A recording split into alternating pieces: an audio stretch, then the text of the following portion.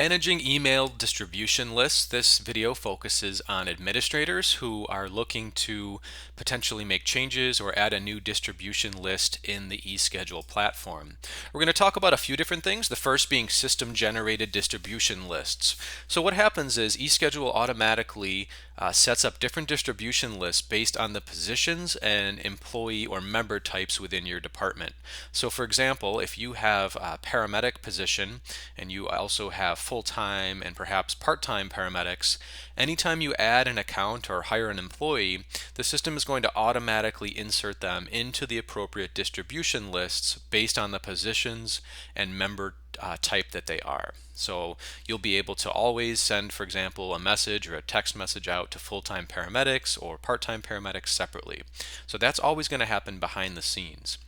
And I'll show you that here in just a moment.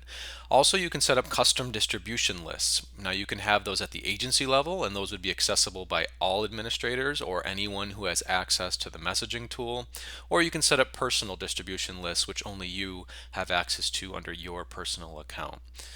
It's important to note that custom distribution lists can be managed at any time, and you can set up as many of those as you want. Those could be used, maybe you have a set of people, maybe they're managers or chiefs, supervisors, maybe you want to set up a distribution list for a steering committee or some specific need. You're welcome to do that, and then use those lists to message out emails and text to those folks.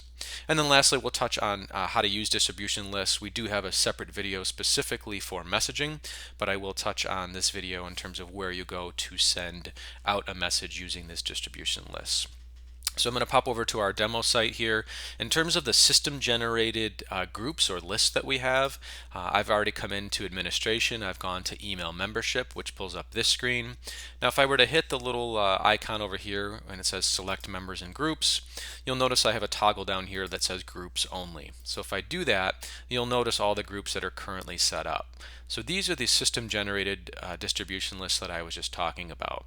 So if I wanted to send to one of those or multiple of those, I could do that. I can remove that nice and easily.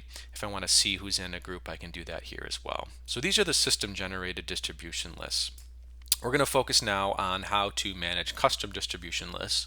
So if I go to administration and then manage email distribution lists, I can come in here and do just that. So you'll see a list of the current distribution lists here. If you wanted to manipulate one of those, you could do that by hitting the link there.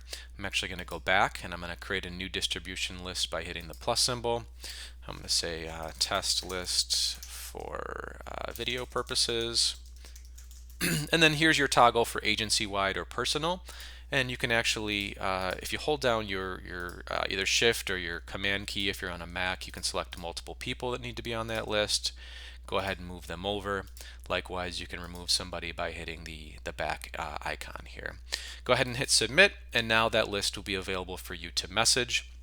And then once again, if you go back into email membership, you can choose the icon here. If I want to hit groups, I can do that. I could also come back and just type test, and this would be the new list that I just created. And then from there, you can go ahead and finish your messaging process. So that is distribution lists in a nutshell. If you have any questions, please do reach out to our support team. Thanks for watching.